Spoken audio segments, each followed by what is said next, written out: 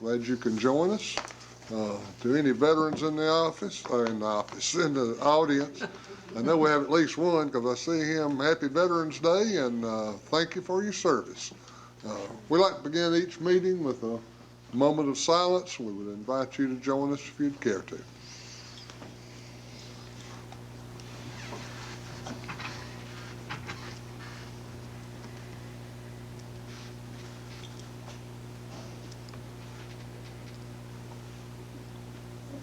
Thank you.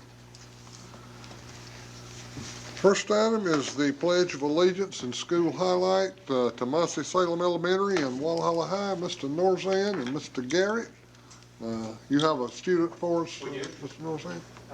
We have Aubrey Burrow, Bailey Riggs, and Jude Crane, who are going to set a pledge for us. These are three members of our green team. We'll talk about that a little bit here shortly. Face the camera.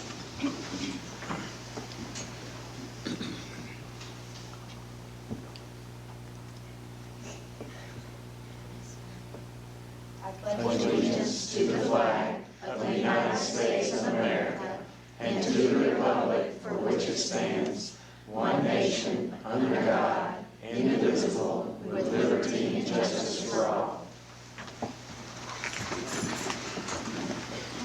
Great kids, but a little on the shy side.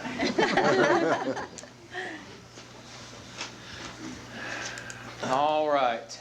My name is Bobby Norzan, and I have the honor to serve as principal of Monte-Salem Elementary School. And tonight, I get to highlight our school a little bit. So what we decided to do is try to highlight something that we've been working on the last few years, and that's promoting kindness and acts of kindness. Some of you, I can tell, I know the acreages really well, and we got the Lees here too. We're kind of, this year has been a tough year for us because we're looking at colleges and we're going to visits, and when we go to a college, we see the best that they can provide each and every time we go. Sometimes it's been good, sometimes it hasn't been. But so what we tried to do is do a snapshot of our school, because I really think our school is the best that it can be. And it's because of the people that walk our halls. I talk about that all the time. Our teachers, our kids, our parents. We've got a fantastic place at Monte-Salem Elementary School. And today is just going to be a snapshot of some of the things that we do and that we've been doing for a while because of the people that we have in our school. I'd like to first introduce Ms. Kelly Tao. Kelly is one of our fourth grade teachers. She teaches with outstanding energy, excitement, and enthusiasm, but she also has a love for making our world a better place. She sponsors our green team at TSC, and she's doing an amazing job of making real world concerns relevant to our students. I'd like to have her come up and tell you a little bit about the TSC green team. Thank you so much. As Mr. Norzan said, I teach fourth grade at Monte-Salem. This is my second year teaching. I'm so excited that this year we got to kickstart our green team. We're following in the footsteps of Walhalla High School with the Green Steps statewide initiative, where we have projects that are student-led that help conserve, protect, and restore our environment. The main, the green team is 3 tiers. So it starts out with the students learning about the cause or the issue. Then they're actually doing something about it. They're not just sitting in a classroom getting information. They're actually going out there and using their voices and their hands. They're getting dirty to make a change. And then they're teaching others about it. That's the most important part of Green Team, is that we're working closely with the community partners to do several projects in our school. We actually kicked off our composting initiative today in the cafeteria. And it's, we have a few little bumps to work out, but it went pretty well. And it was very exciting to see the empty trays when the students went to the trash can to dump their food waste. Most of the food was already in the compost bin. So 40% of our waste in landfills right now is food. So we're just trying to get the word out that if we all composted, we'd cut almost half of our waste in the landfill. And so that's just a really exciting thing that we're doing. We also collected grocery bags. We are making something called plarn with the grocery bags, which is like plastic yarn. And we're actually going to crochet them into bedrolls for the homeless. So it's a way to reuse those plastic bags that really don't ever break down. It takes a very long time for them to break down. They're very bad for the environment, and it's a way to take those and do something with them to show kindness to those who need it. And then one of the other things we have going on right now is a plant in every classroom. Humans are made to spend a lot more time outside than we do. So one of the things that we're doing is putting a plant in every classroom that will help clean the toxins in the air of the classroom and make our school's air cleaner. So we have some other things on the horizon that we're very excited about, but I'm so proud of our students. They are passionate, and when you give them a cause, they really will go after it. So thank you so much. Thank you. All right, the next person I'd like to introduce our guidance counselor is Savannah Beard. Savannah has been instrumental in our kindness initiative and the activities she facilitates and promotes, and she has helped us kick off the Alveus Bullying Prevention Program this year. I'd like to have her come up and speak to everyone a little bit about our Alveus program. All right, so we're in full implementation of Alveus right now, and we started in October. That was our, we took the survey for 3rd through 5th grade, and then once we had done that, the next following week we did our kickoff. And so with our kickoff, we kind of introduced what is bullying, and we talked about it's the imbalance of power, the repeated, that repeated behavior of aggressive behavior. And then we talked about the types of bullying. We talked about, we went over the four rules, which are the anti-bullying rules, which we kind of renamed them our kindness rules, since we're trying to be focused on kindness. And so we started that, and then the teachers, which they've been doing their class meetings since the beginning, the first week of school, but they just started since the kickoff. They went over each rule for the first 4 rules, 1 per week, and so that's what they've been doing. And I think they just finished that, so now they're kind of focusing on, the peer relationships and the things that their class needs to work on. So that's what they're doing that. And they actually have a meeting every day, but the main meeting, like the big meeting, is on Wednesdays at our school.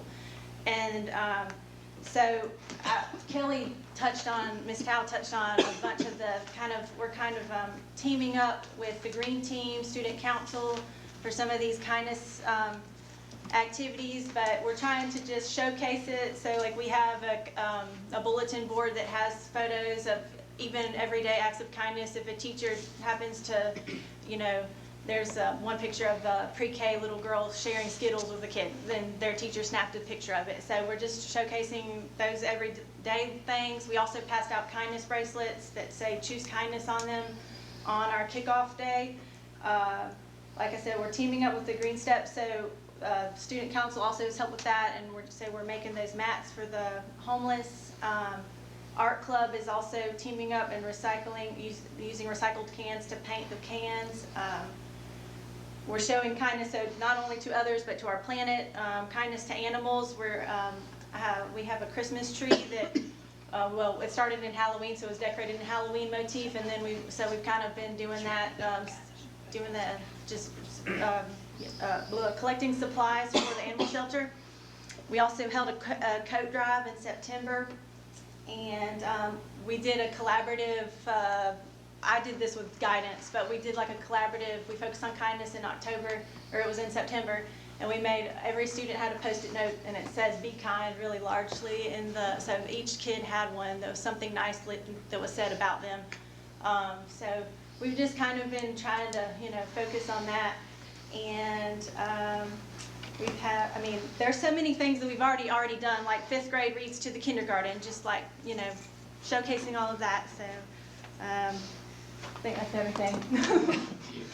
All right, so we do have a lot of pretty awesome things happening, and again, it's because of the great people that we have in our school. Something I just thought about, and I always like to tell stories. It's about a 5 or 10 minute story, if that's all right.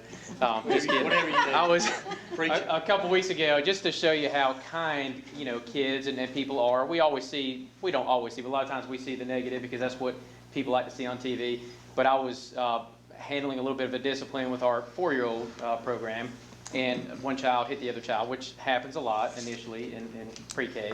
And I was getting on the other child, and the little girl said, "Miss Norris, I still think he needs a hug." So she said, "He needs to spend some time in the office, but he needs a hug." So she reached over there and she gave him a hug. And it really was. It was a pretty neat thing for a 4-year-old to show that kind of kindness. She was the one who got hit. So it was pretty good. But just again, finally, I'd like to show you a little video. I always like to try to end these in a video. because they're kind of fun to watch. This is just a little bit of a snapshot, again, of some of the things that we're doing at our school. And again, just to kind of see some of the neat things that are happening in elementary school. Just kids doing great things, kind things, and really doing things that can impact a lot of people. Thank you, everyone. Thank you, Mr. Norzan.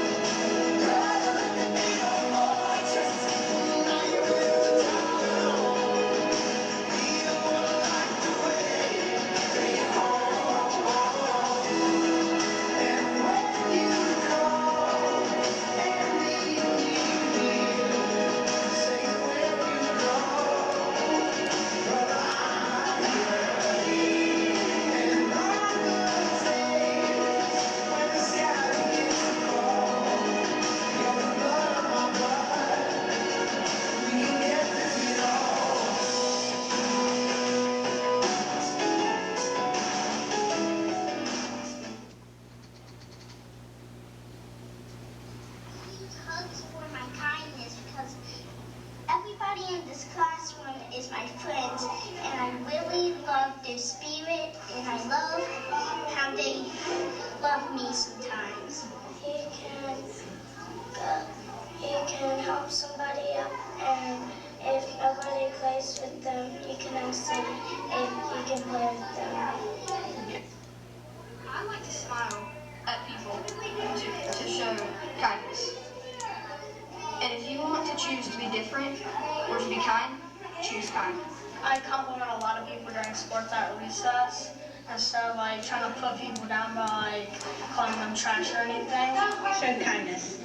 By smiling and let somebody play with you.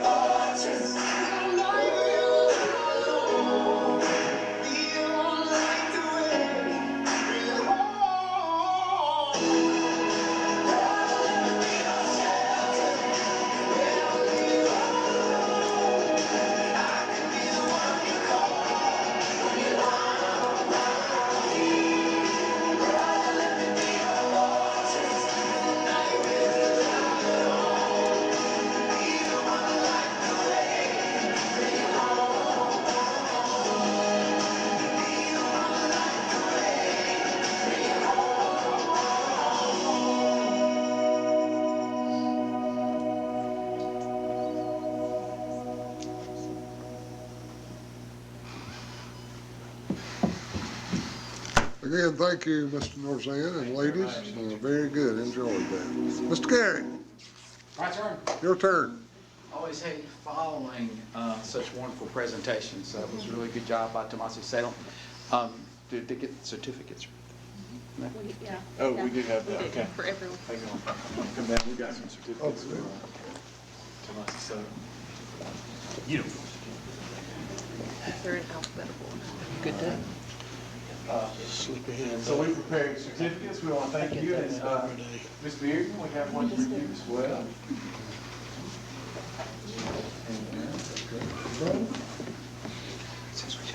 Oh, no, that's Ms. Bearden. Oh, okay, come on. Thank you. Aubrey? Students will stay up there. Students, should stay just a second. White?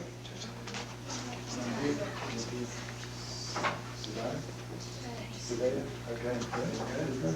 And Bailey? Ms. Powell? Beard, you want to take the picture, please? All right, a little closer together. Show hands.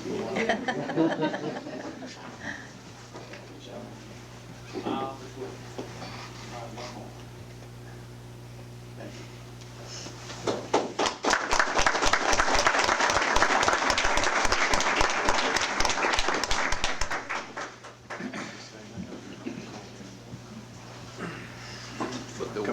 Okay, yeah, that'll be fine. So we're going to flip it up a little bit. We were going to start with a video, but the first thing I am going to do is introduce our Razor 2020 News show host and cast here.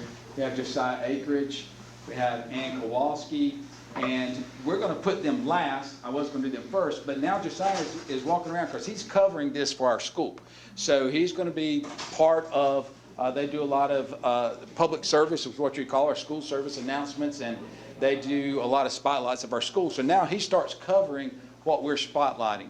So you'll see him walking around. I told him make himself at home, and he's not intruding on anyone. But we are going to start with Miss Stephanie Necessary. She's going to come up and share a little bit about the VFW speech writing contest and some things we have for that.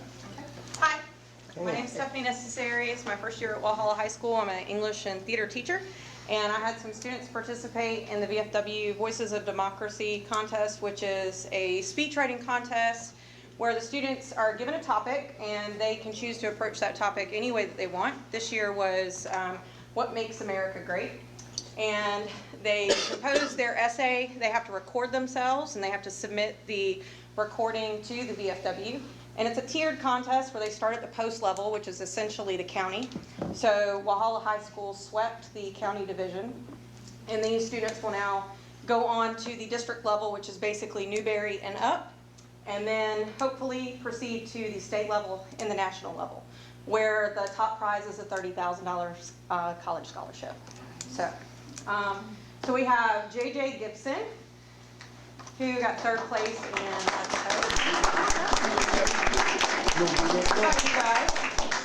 Sky can't be here tonight, Scarlett Monroe. She is actually in ROTC, so she is at the Veterans Day parade right now. And then Olivia Lee got first place as a host.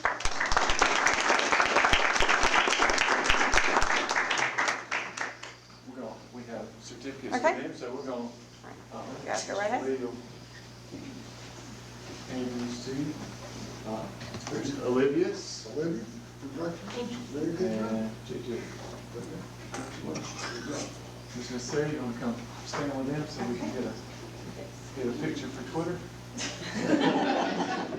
And the nice thing about this is Olivia, she mentioned there's already a monetary award coming to the students who won these contests. Yes, they have one cash and they stand to win it. That's what they have. All right, awesome.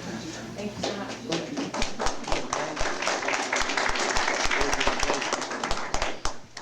Our next group, Martina Hughes, our German teacher, is going to have her students come up, and they're welcome to speak. I think they actually wanted to share a few things themselves. So Miss Martina Hughes is going to talk about the declamation contest. Hello, my name is Martina Hughes. I'm the 5th year, I believe, in Valhalla High. And these students were among 6 students that participated on the Clemson Declamation Contest. It's the 47th year that the declamation contest is going on. I'm sure Mr. Thorson remembers it from back in the day. I mean, when he was principal in Dayton High School, right? And we had 3 medals. The students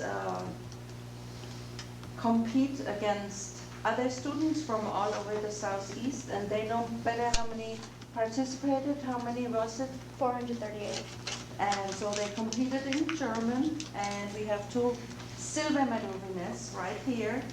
And they had to memorize a mandatory German poem and a selection of 3 poems. They were able to select 1 poem, and they are graded, I put notes, for accuracy, for fluency, which was hopefully better than I am right now, for text interpretation, and for smoothness of delivery.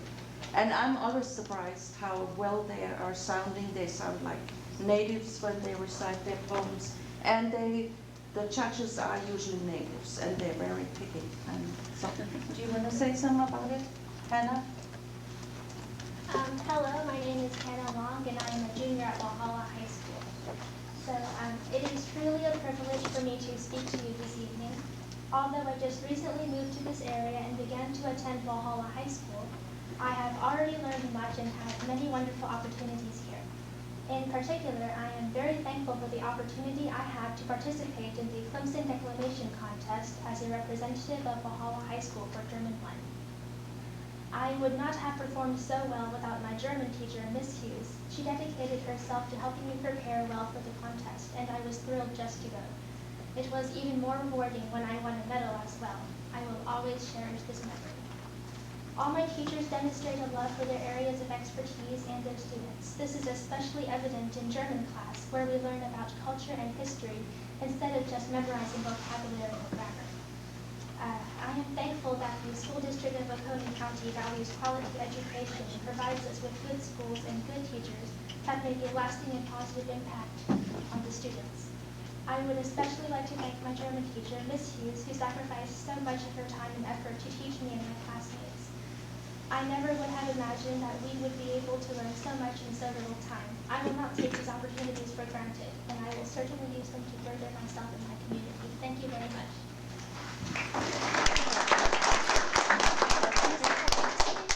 Sure. Oh, okay. Well, I'm Maddie Hammer. I'm a sophomore. And the Poet Declamation Contest, it was a great experience. I would definitely do it again. The diversity of languages was just amazing. There were 9 different language categories, so I thought that was just amazing how different people. And Maddie made friends with Oh yeah, a lot of people I from all over I was the school. determined to make friends, and I made friends. So. Very good. Very good.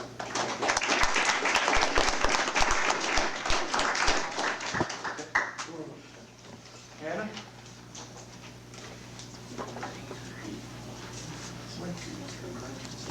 And Maddie? Thank you. Miss Hughes, come get in the picture with me. Y'all come stand between us.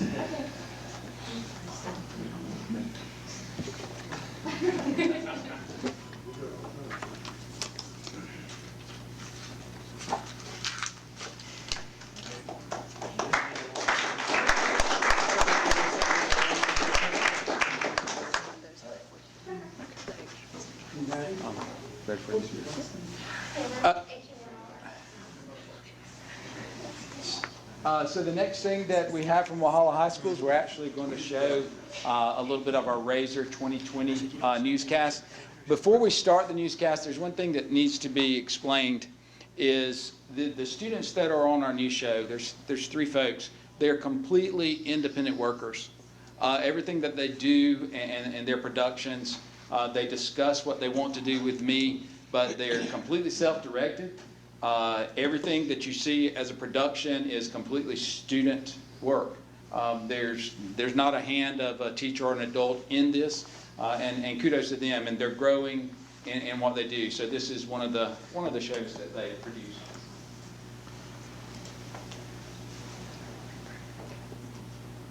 Today I'm standing here with the robotics team, and I have a few questions to ask them. And so I'm going to start with Tyler Bellinger, who is a sophomore here at Walhalla High School. My question for you, Tyler, is what is Robotics Club?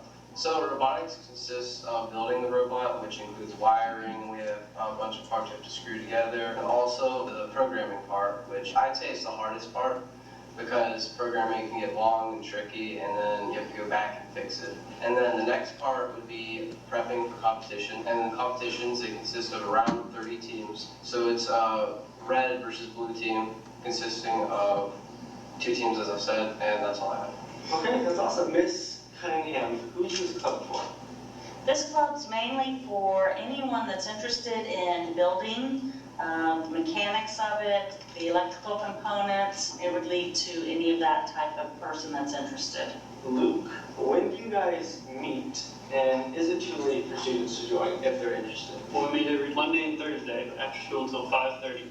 As far as is it too late for anybody to join, I myself, I'm fine with anybody joining. All right, awesome. And for students who are interested, who should they come and see? That would be me, Miss Cunningham. I'm in room 124 downstairs by the cafeteria area. Otherwise, it would be up in the robotics room, which is on the science lab on the Mondays and Thursdays after school. Okay, awesome. Well, thank you guys so much. And yeah, I think that's it. National Honor Society is sponsoring a toiletry and personal hygiene drive that benefits Grace's Closet. The drive began last Tuesday and will continue until November 15th. A collection table will be set up in the commons area on several different days during the week. Make sure you pay attention to each week's announcement to find out which days specifically. A list of items needed can be found around the school in the hallways, in your classroom, and on the school's website. Besides the commons area, donations can also be dropped off in Ms. Plowden's, Ms. Price, or Ms. Vogel's room any day, Tuesday through Friday. National Honor Society students can earn up to 2 club-specific NHS hours for their donations. 4 full-size items will count as 1 hour. If you're interested in working one of the tables for your hours, you can go to the NHS campus page for more information. So I'm here with William Campbell, who's a freshman, and if you could go anywhere in the world for free, where would you go? It's quite a hard decision. I guess Alaska would see the northern lights, and I think that'd be pretty cool. Yeah, that would be awesome. Perfect, that's it. I'm here with Thomas Nix, who is a sophomore at Walhalla. So Thomas, who is a role model that you look up to and why? My role model is Coach Buckner, my cross-country coach. He pushes me to do my best and make sure that I push in every meet that I do. Awesome. So I'm here today with Emily Arenas, a junior. And Emily, what do you want to do in the future? Okay, so I'm going to start with college, so I really want to run for a university and then go to medical school and become an anesthesiologist. I want to become that because I just feel like helping people is something that I really want to do and just save lives. I'm here with Jasmine Hernandez, who is a senior. Now Jasmine, if you had $1 million, what would you spend it on and why? Okay, so I'd buy like a bunch of buildings and then I'll rent them out so I get more money. And then when I get more money, I'll give Alex $1. Ads are due by next Friday, November 8th. If you haven't already, now is the time to vote for our 2020 Senior Superlative. An email is sent to your school's email address containing the Google form. To find it, you can search the word superlative in the search bar and it should come up. Or get a yellow voting form from Miss Lynch, room 255. All votes are due by November 20th. Forget.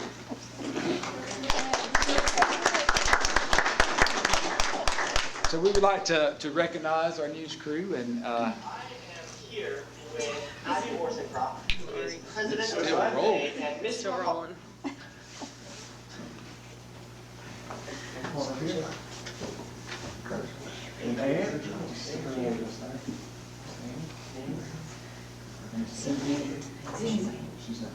Sydney's not here tonight there. You take it in honor of Sydney. Your honorary Sydney. Where's your camera? Smile.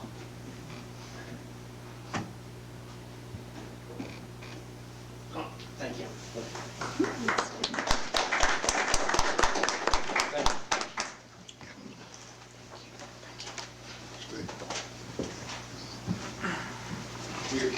actually free to leave the meeting out of light. Come on, stick around. We appreciate all of you being here. Thank you for coming. Thank you for coming. Enjoyed it very much.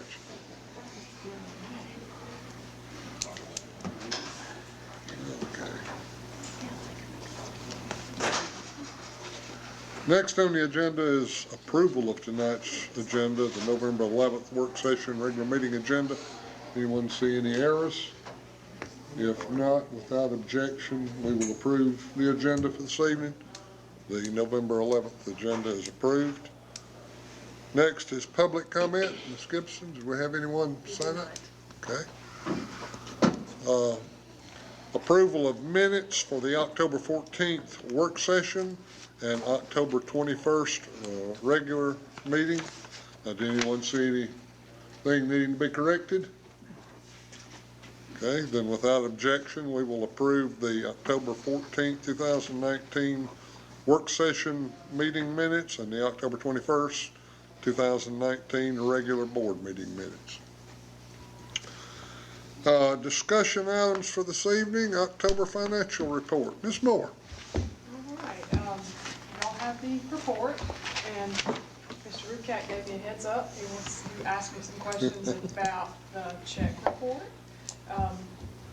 He asked about the Howard Technologies because there are 3 checks that we wrote to them. That is our technology provider now. The first check, Mr. Rucat, the 267066, is the only one that is for the whole district. That is a file wave endpoint management system. I have no idea what that means, but that is the one thing that we bought from the general fund for the whole district. The other items are borrowed from Title I and from our technology funds, and they are at schools. So mostly the big screen TVs. The ViewSonics. Okay. Yep. Thank you. Others, or any questions about the other reports? Fairly normal. Any questions of Ms. Moore? Next is food service update. Ms. Howe, welcome.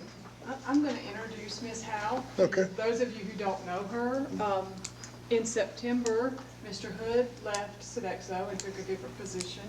And we have just been thrilled to have April step into that position. She is doing a great job. She is working hard. We're getting to know each other and figured out that we have a lot in common. We think a lot alike.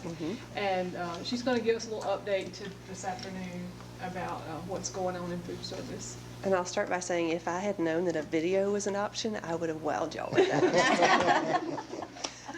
We have had a lot of leadership turnover. Thank you. Okay. I am the new food service director.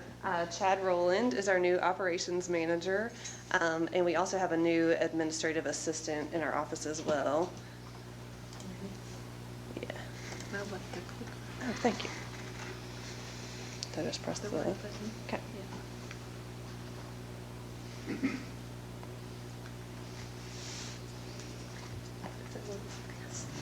Question. Sometimes it takes a second. Okay, now we're in business. My video is working now. Okay. I will not bore you with too many statistics, but I will say that I love numbers and I'm quite the nerd and I like to see how it all talks to each other. So Gloria accused me this morning of being an overachiever. You will see that here.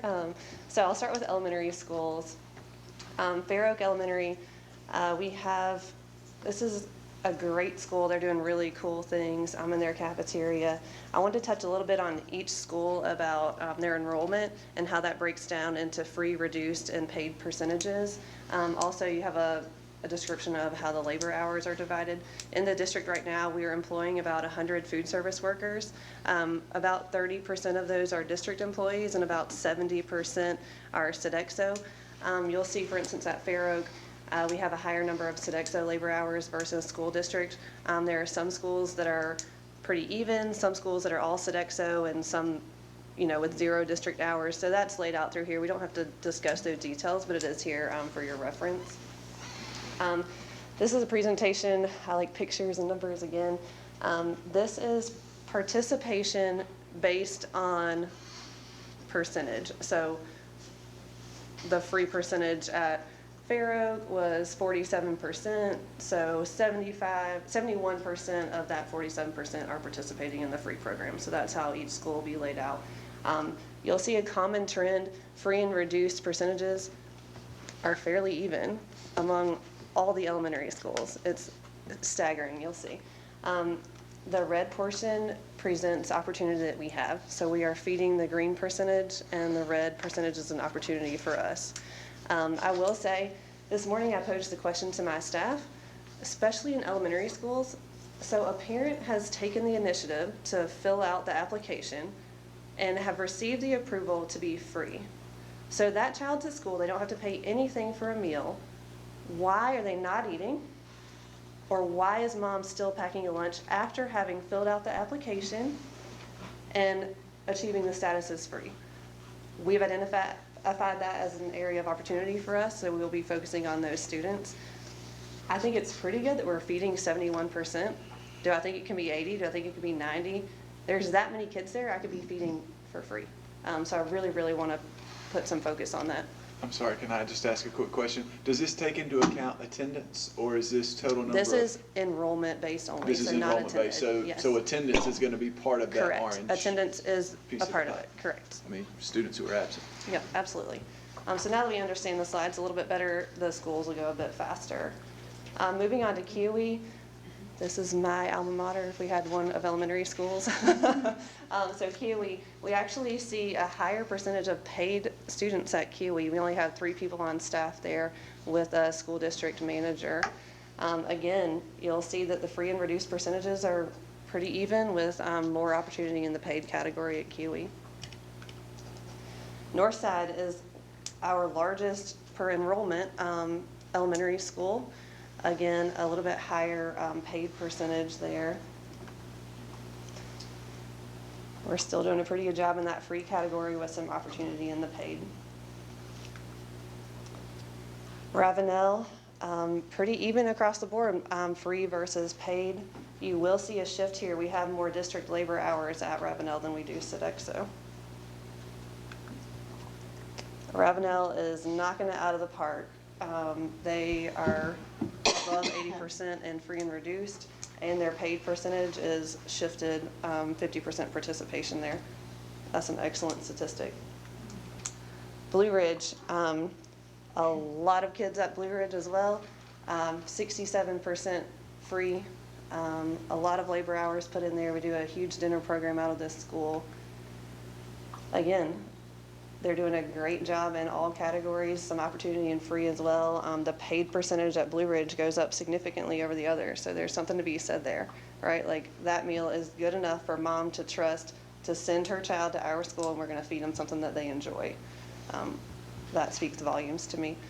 Tomasi, awesome school, really small, 47% free, 44% paid, so fairly even. Again, they're doing excellent in their reduced category, still some opportunity in the paid. James Brown, a lot of students here as well, a high percentage of free students. You'll see the same trends carry through to James Brown as well. Wahala L, I'm learning a lot. I realize that Wahala L has a lot of kids, 600 enrolled at Wahala L. You see a huge shift here between free and paid percentages, a decreased amount of free here. You'll also see that we have all Sodexo labor hours at Wahala Elementary. Again, pretty comparable in the free and reduced with some opportunity in paid. Westdale, again, all Sodexo labor hours at Westdale. More opportunity in the free category there. Orchard Park, a large free percentage at Orchard Park. Sodexo versus district labor is pretty evenly split there. Again, you'll see the pie charts kind of mimicking the other schools. We see a trend in elementary and middle and in high, and that'll reflect here. I like to compare schools. I think it promotes competition, right, amongst them. So this is free participation as a percentage of opportunity. So we have the opportunity to feed 100% of all kids that are free. So here you'll see that Ravenel and James Brown are feeding a higher percentage of their potential free population. Reduced, you start to see a little more variance between schools. Again, Ravenel is up at the top, and Tomasi, I think, outdoes them by just a little bit there in reduced. And paid participation, again, we have some opportunity here, but Blue Ridge is obviously succeeding here. Moving on to middle schools, we'll see a huge shift in middle school participation, and then again in high school as well. But it's interesting how they each sort of follow each other. Seneca Middle School, 885 students enrolled, pretty even split between free and paid. Labor hours are pretty evenly split. You start to see common trends here, free, reduced, a lot of paid opportunity here. Walhalla Middle, 850 students or so. Walhalla Middle has all Sodexo labor.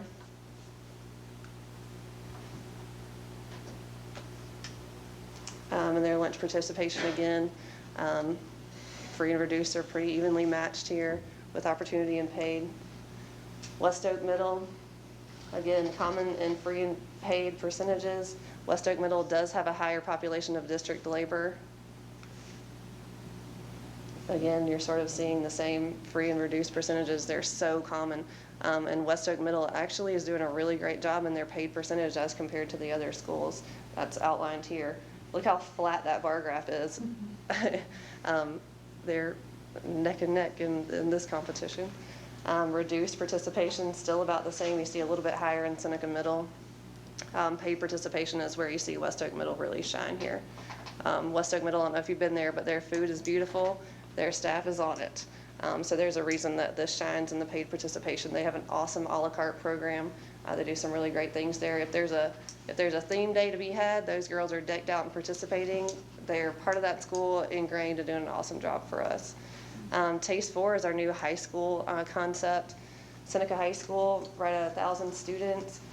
You start to see free percentages drop.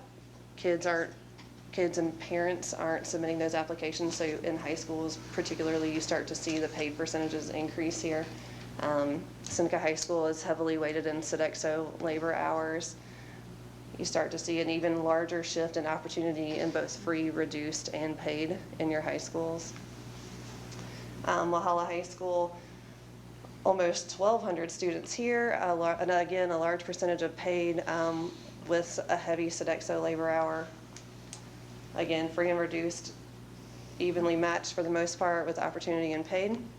And West Oak High School, close to 800 students. You see a little bit higher free percentage here, and labor is pretty evenly matched. Again, free and reduced, similar with opportunity and paid. And comparing all schools, again, you're running flat in participation, so the competition's neck and neck, if you will. Reduced, similar, Seneca High takes it by a little bit, and paid percentages, West Oak High. This is an assessment of the district as a whole. So if I can read that correctly, we have about a 30%, a little more than 30% opportunity in the free category, which is equivalent to reduced, with a larger opportunity in the paid category. I do thank you for this opportunity to present. I was a little startled by the amount of people that were in here to start with. I was like, oh my God, they do not care that much about food service. But I am pleased to be able to present to you guys, and we certainly do appreciate the partnership. We couldn't do it without these district ladies, and we have great ideas, and we meet all the time. This week, we're going to feature Breakfast with the Chef. We have a chef in our district again. Chad's a chef. So we're going out to Blue Ridge. We're going to do Breakfast with the Chef, try and bump up their numbers. All the kids eat for free breakfast at Blue Ridge in the mornings. So it's really exciting to be able to offer something like Breakfast with the Chef, get them excited about it again. So, all right. Do y'all have any questions? Any questions? Right. You did good. Thanks. Very good. Thank you, Ms. Howe. Yeah.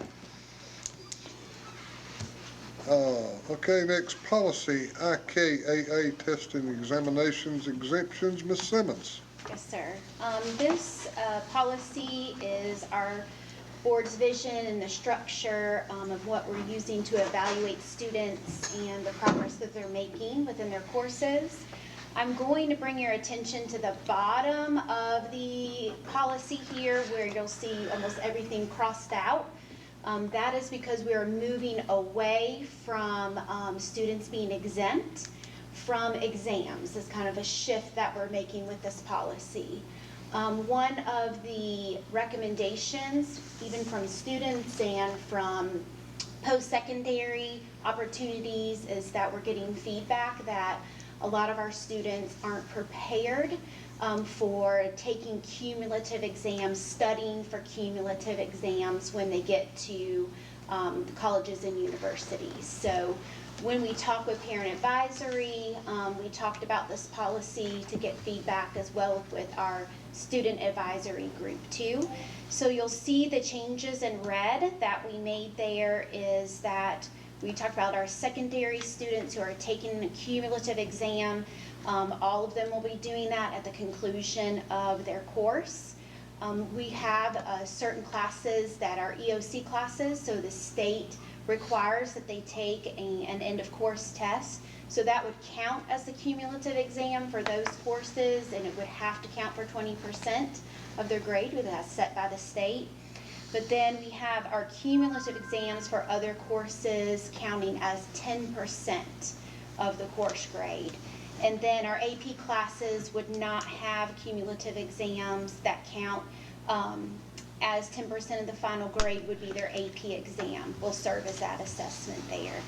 But from our student advisory meeting, we did talk with the students, and one suggestion that they gave, which we're going to talk with our principals about, so we may have a revision to this before the final reading in December for this policy, is for seniors to be the only grade of students to exempt an exam, like them working freshman, sophomore, junior year, and then kind of having that as something that they could achieve as seniors was a recommendation by the students that serve on student advisory from all of our high schools. One other change that we're going to make too is after reviewing the policy, we do have some Carnegie Unit courses at the middle school level, so we will either look at changing it for students in grades 7 through 12 or just for Carnegie Unit courses in general are two possible changes we'll have for you at the December meeting before final reading.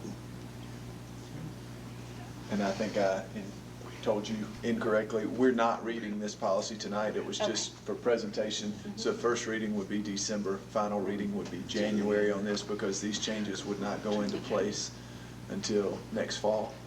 So there'll still be two opportunities for revisions, but we have a principals meeting this Wednesday that we're planning to discuss this policy with the high school, middle school principal. Any questions? Huh? But it was their idea. Right. Oh, yes, as a reminder, at the board retreat this summer, yeah, that's where it was. The high school principals came and made this recommendation. We have followed through by trying to talk to some of our advisory groups, and the high school principals were at student advisory when we had that meeting a couple weeks ago, and they seemed open to the compromise position of allowing seniors to exempt, not having that offer for 9th through 11th grade. We probably still offer seniors an opportunity to take exams if they wanted to take it in an effort to improve their grade, but might not make them mandatory for our seniors. So we'll see how that shakes out after discussing it Wednesday. Any questions of Ms. Simmons on that? Okay. Very good. Thank you. Next is the district instructional software report update. Ms. Shiver and Ms. Van Heck, welcome. Thank you. We are excited to be with y'all tonight to talk technology programs. I am Anna Shiver, the Elementary Instructional Technology Integration Specialist, and this is my partner. Hey, I'm Melissa Van Heck. I am the Middle and High Technology Integration Specialist. And we're going to update you. These are our Bitmojis, aren't they just so cute? So our presentation consists of the purpose for streamlining our technology programs, the selection process that we went through, an overview of the programs that were selected, the professional development that we have conducted this school year, and then the technology resources guide as a tool for our teachers and staff. So the purpose. In beginning this process, we really wanted to consider the rostering that went into technology programs for our teachers. Prior to this, teachers were enrolling students into a variety of programs and putting their data out there, and we wanted to consider the ways that we're protecting our student data. In addition to, a lot of teachers' times were spent in enrolling these students, and this allows the process to be more streamlined. Information is pulled from PowerSchool, which is our state-approved student information system, and it is automatically within 24 to 48 hours enrolls the student in the programs for their level, and the teacher is not required to do anything. That is run straight from our technology department. It also allowed us to streamline our professional development opportunities and allowing the district to support these programs in considering the usage and the ways that the programs are influencing the instruction that is happening in the classrooms.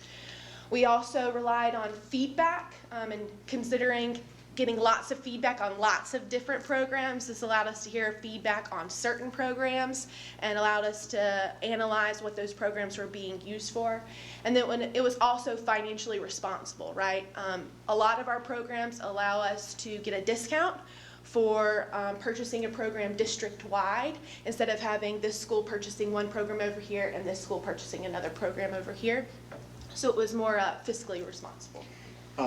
Yes. Ms. Shiver, can Yes. I just want to make sure, when she's talking about rostering, so in the past, if different teachers chose different programs, they would have to sometimes manually put their students in the program so the students could log on, or they might have the students do it.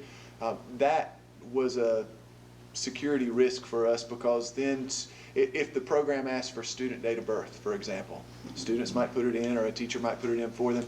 Well, they don't need that information. That's not information that that company needs. So by rostering it, it means that our technology department works with this software company, and we only provide them a minimal amount of information, and we're controlling what information goes to that company. So we're protecting the identity of those students and not allowing information to go to a third party that they don't need. And I think to piggyback on that, it also protects the teacher, right, in terms of liability and what information they are putting out into the world as well. So it covers both sides. Yes, for sure. Thank you, Dr. Thorson. And makes it much easier for Sure. our teachers as well, Absolutely. because the teachers don't have to worry about it. Right. Technology sends it automatically. And handles it. And they know within 24 to 48 hours that that student will be rostered in that program and they can continue with instruction. Awesome. So then we went through a selection process. In February of last school year, we began sharing usage reports with our school level administration teams of how that program was being used, what was its effectiveness in supporting the board's goal of being a top 10 district. And so we began looking at those usage reports.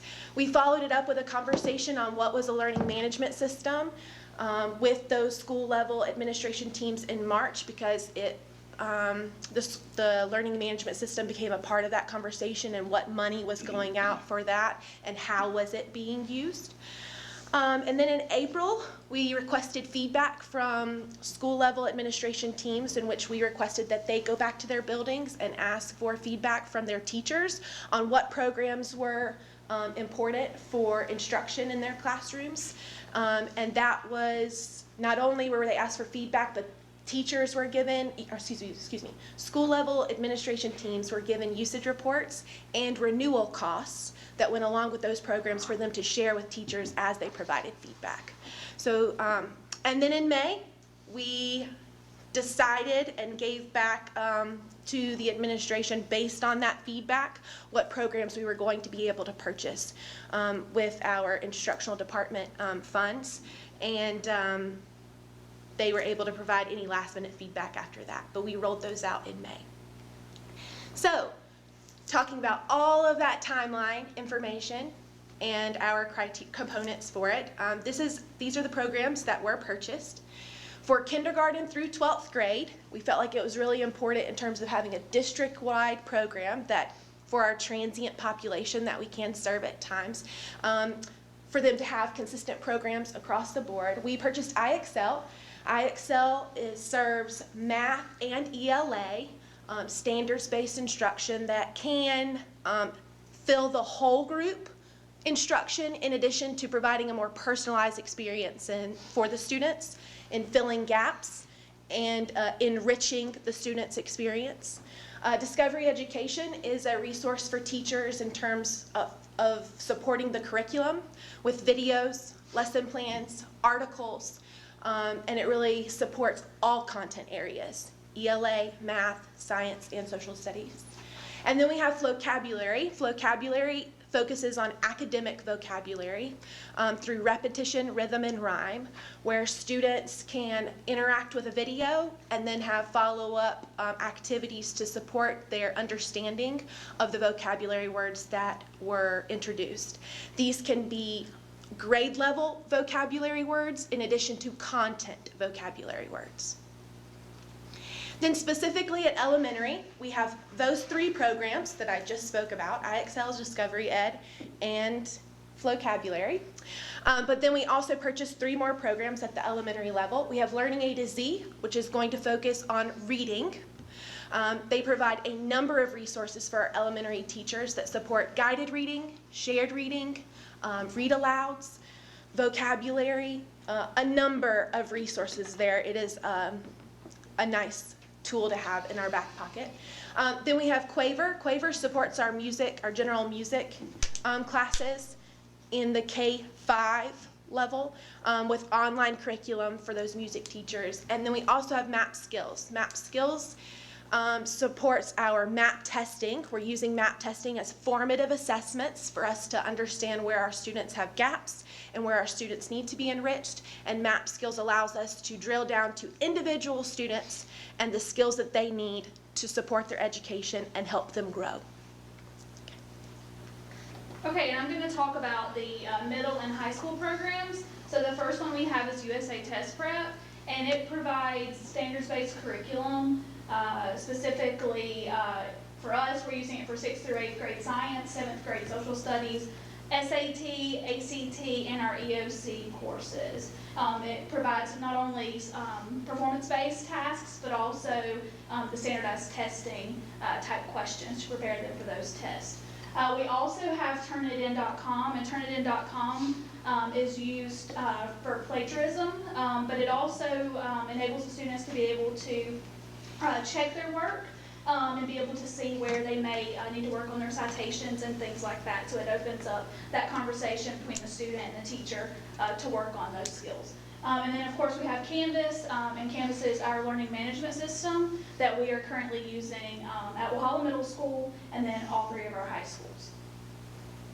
Okay, the next part that we wanted to talk about was the professional development aspect. So as you can see here, there are lots of elements and wheels that go into professional development. We wanted to make sure that we were including all of our stakeholders within professional development and making sure that we were offering it in lots of ways. Okay, so just to highlight a few, we started off the year with our administrators, and we had a collaborative effort with technology, and we had principals here for a whole day, elementary, and then we had secondary, and we were able to talk with them not only about programs, but we were also able to talk about security, student data, the hardware side, all of those things. Then we moved into our August Summer Institute for new teachers and induction teachers. And then if you fast forward, we have met with reading coaches, media specialists, assistant principals. So we've met with lots of people, all of our stakeholders, to make sure that they are feeling confident, working out any issues with the programs that we are offering. We also offer monthly professional development opportunities. We offer those in the morning and in the afternoon, 3 days a month in the different areas. So we are highlighting those programs with them there as well. Okay, And then the last part that we want to talk about is the Technology Resources Guide. So this is a tool that we have developed along with technology. There's 4 main elements to the Technology Resources Guide. For each program, we have an overview that just describes the program, which content areas, which grade levels that it's being used for. We also discuss the rostering, how it's rostered, how do you access the program, all of those elements. We also talk about the support and tutorials so that when teachers access this document, they're able to see, if they need to troubleshoot something, if they're having trouble being able to do this particular thing, they have all the guides and resources there to help them. And then the last part is the implementation guide. And the implementation guide is how do I use this program within the content? Whole group instruction, small group instruction, those type of things. All right, that's all that we have for our presentation. Do you guys have any questions? Any questions? I have one. The applications that you've chosen, who actually tested those? Was it the classroom teachers? So that was given from feedback that we acquired from the principals that when they spoke to their teachers, that these were programs that they wanted to use. So all of these programs had been used previously by different teachers in our district. Mm-hmm. So they had all been tested. Yeah. But we made the decision to try to get everyone on the same page. Right. And we allowed our teachers to help us select the best programs. And then another thing that maybe you touched on, I might have missed it, but it's very difficult for Anna and Melissa, as well as our technology department, to be experts at everything. Right. Correct. So by limiting the programs to the best programs, they can all become experts at what Oconee County offers. And they're not going into a classroom and saying, oh, I'm not familiar with this program, because it's something they've worked on, and that's helped us as well become more expert in each of these. Well, I just want to make certain it was driven by the classroom teacher. Absolutely. Yeah, they were given the opportunity to provide feedback and go from there. Yes. Okay, thank you. Now, cost would certainly play a little bit of a role. If the teachers wanted something that cost $3 million, we might have to say no. But I mean, I think it did lend itself, like if a program did cost more, but the benefit was there and the teachers really felt like it was effective, that might outweigh something else that they would be willing to give up to have something that they felt was even more effective. And I was a classroom teacher last year. This is my first year in this role, and I can say in my school building, our principal did ask for feedback on programs. IXL was one of the programs that our teachers was really interested in, and so we advocated for that, and so that did happen. So we were excited about that. And that was a program we did not have the year before. It is a program that we changed to. Yeah, because a lot of what I'm seeing there I never saw before other than Discovery. Okay. Yeah. Yeah. Well, and they're always new. That's the issue with technology, right? Is it's just ever changing and always evolving. So. Well, and our schools have done different things, so it was really fun for them to learn from each other. What they've been using, because we've had some schools that used IXL before, some that were big users of Reading A to Z, and being able to share like those success stories from their teachers in their buildings and help us kind of build from there. And the last thing I wanted to say is this is not necessarily set in stone what we're doing. This year, the high school principals got together and said, our teachers are telling us that we just can't live without USA Test Prep. So a decision was made this year to add that, during the school year. So it's not that the decision's made, it's over and done. We're still listening to our teachers and our principals when they bring concerns, and we've made changes, and we'll continue to do that if the changes are warranted. One more question. Most of these apps, are they hosted? Or are they stored hosted? Almost all of them are not hosted here. Right. They're not stored here, they're hosted. No, sir. They are through Clever. We utilize Clever as our Google single sign-on, and then they're at their home program. Some absolutely. Other hosted yes. site. Yes, sir. Yes. Thank you. Yes, sir. Did a good job. Thank you. Any other questions? Very good presentation, ladies. Thank you very much. Y'all have a good evening. Thank you. Next is the two action items, second reading approval on, and we can do these together, policy JFB, school choice, and then the administrative rule, JFB-R. Mr. Hanby, you want to run through that real quickly one more time? Just any questions? Yes, the biggest change in the first policy is just getting the date changed from the end of June to the first Friday in June.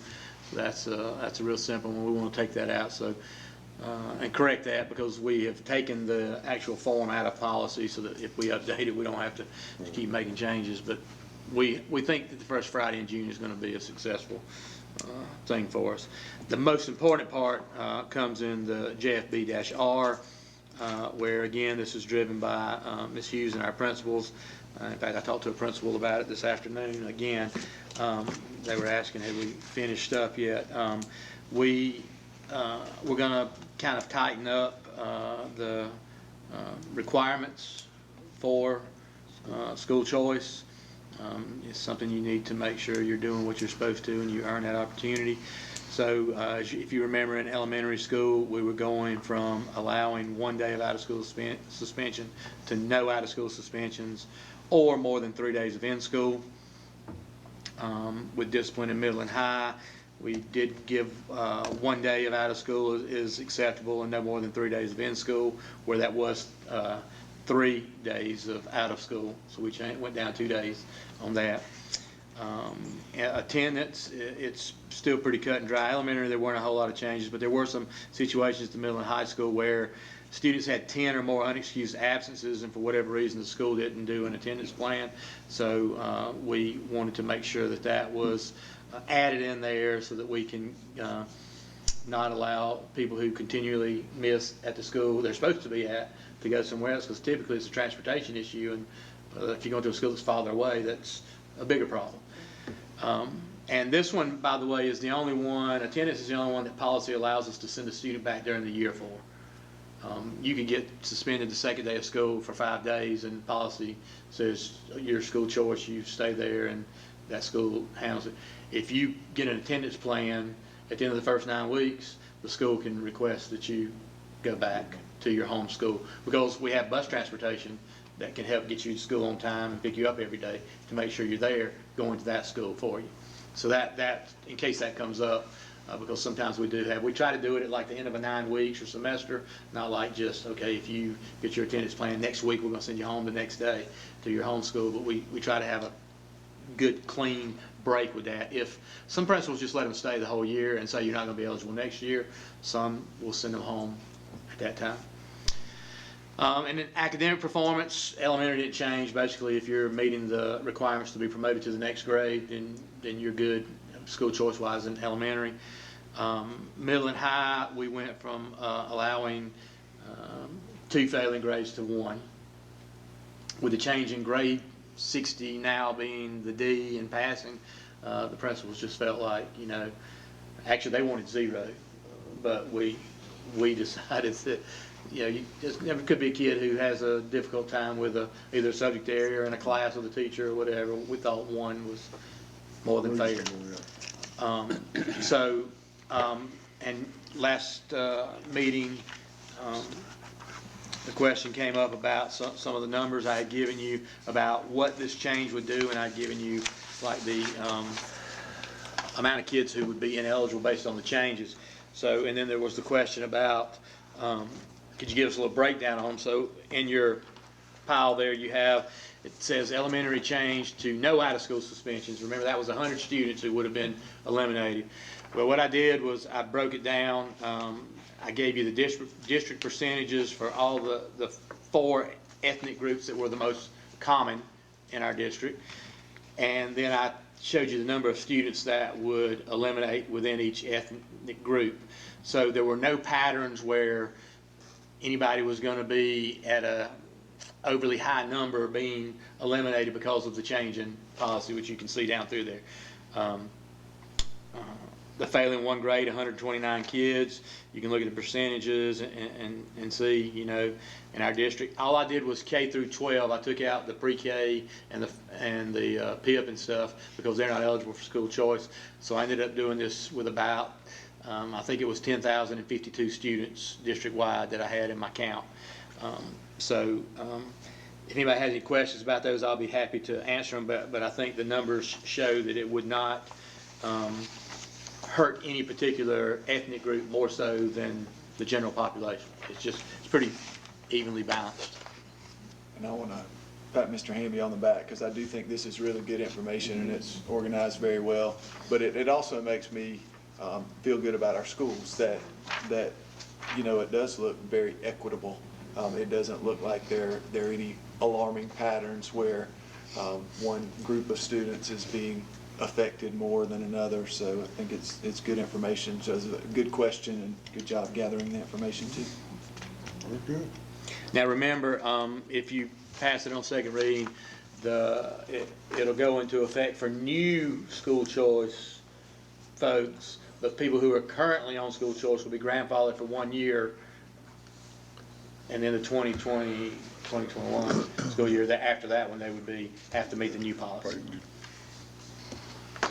Any questions, Mr. Hamby? Anything else? No, I think unless y'all have questions, I think that's it.